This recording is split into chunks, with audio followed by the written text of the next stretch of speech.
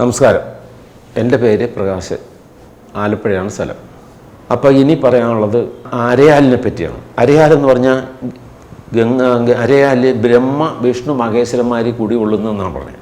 അത് ബ്രഹ്മാവും മഹേശനും ശിവന് കുടികൊള്ളുന്നത് എന്താ കാരണമെന്നറിയാം. പണ്ട് ദേവന്മാരും അസുരന്മാരും ഭയങ്കര യുദ്ധം നടത്തി. യുദ്ധത്തിൽ ജയിക്കുന്നില്ല, ദേവന്മാരെല്ലാം തോക്കുന്നു.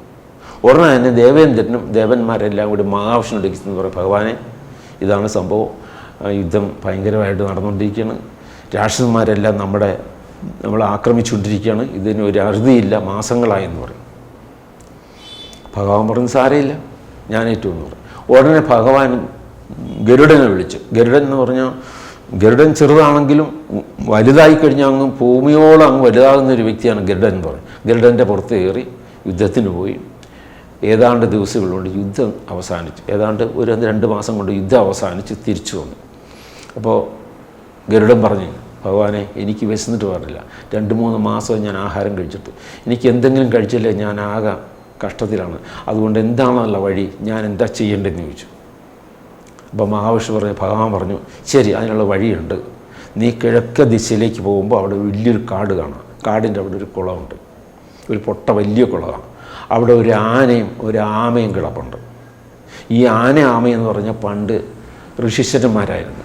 അവർ മുഖത്തോട് മുഖം നോക്കിയാൽ ഭയങ്കര അരിശമാണ്, അങ്ങനെ ഭയങ്കര പ്രശ്നങ്ങളാണ്. അപ്പോൾ ഒരാൾ ഒരു ദിവസം പറഞ്ഞു, നീ ആനയായി പൊക്കോട്ടെന്ന് പറഞ്ഞു. അപ്പോൾ മറ്റേ പറഞ്ഞു, നീ ആമയായി പൊട്ടെന്ന് പറഞ്ഞു. അങ്ങനെ രണ്ടുപേരും ആനയാമ ഋഷീശ്വരന്മാരാണ്. അവരുടെ ചൂതാട്ടം ഇതുവരെ നടക്കുകയില്ല, അതുകൊണ്ട് ആ കുളത്തിലുണ്ട്, നീ അവരെ രണ്ടുപേരെ എടുത്ത് ഭക്ഷിച്ചോളാൻ പറഞ്ഞു. ശരിയെന്ന് പറഞ്ഞ് അട്ടഹസിച്ച് വന്ന് ഇവരെ രണ്ടുപേരെയും ആനേനെയും ആമേനെയും കയ്യിലൊതുക്കി പറന്നു. ഭയങ്കര കാടാണല്ലോ, ആ കാടിൽ വലിയ വൃക്ഷത്തിൻ്റെ പോയിരുന്നു. ആ വൃക്ഷത്തിൽ പോയിരിക്കുമ്പോഴെല്ലാം ഒടിഞ്ഞു പോവുകയാണ്. കാരണം ആമ പിന്നെ ഇങ്ങനെയുടെ ശക്തി എല്ലാം കൂടി ആകുമ്പോൾ വൃക്ഷത്തിന് താങ്ങാൻ പറ്റില്ല. പലതും നടന്നു പറഞ്ഞാൽ ആകെ നിരാശയായി. ഉടനെ തന്നെ ഭഗവാന്റെ അടുത്ത് വന്ന് പറയും, ഭഗവാനെ ഇതാണ്, ഇപ്പം ഞാനിത് എവിടെ വെച്ചാണ് ഇതിന് കഴിക്കുന്നത്, കിട്ടിയിട്ട് പ്രയോജനമില്ലല്ലോ, എന്താ ചെയ്യേണ്ടത്?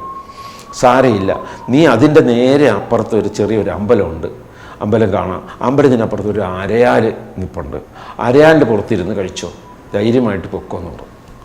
ഉടനെ ബ്രഹ്മാവും വിഷ്ണു മഹേശ്വരനും കൂടെ ആലോചിച്ച് ഇതെന്താ ചെയ്യേണ്ടത്. ഉടനെ നമ്മുടെ ശക്തി കൂടെ അവിടെ ഇല്ലെങ്കിൽ അവനത് കഴിക്കാനൊക്കില്ല, അതും പ്രശ്നമാകും. ശരിയെന്ന് പറഞ്ഞ് അവർ 3 പേര് അതിനകത്ത് കുടികൊള്ളുകയാണ്, ബ്രഹ്മ വിഷ്ണു മഹേശ്വരൻ. അതാണ് ബ്രഹ്മ വിഷ്ണു മഹേശ്വരൻ്റെ ഐശ്വര്യം അരയാലിനുണ്ടെന്ന് പറഞ്ഞു. അപ്പോൾ ഗരുഡൻ കയറിയിരുന്ന് സുഖമായ ഭക്ഷണവും കഴിച്ച് ഗരുഡൻ അങ്ങ് പോയി, ഒരു കമ്പ് പോലും ഒടിഞ്ഞില്ല. അപ്പോൾ ആ ഒരു വിശ്വാസം, ആ ഒരു ഐതിഹ്യം അതിനകത്തുണ്ട്.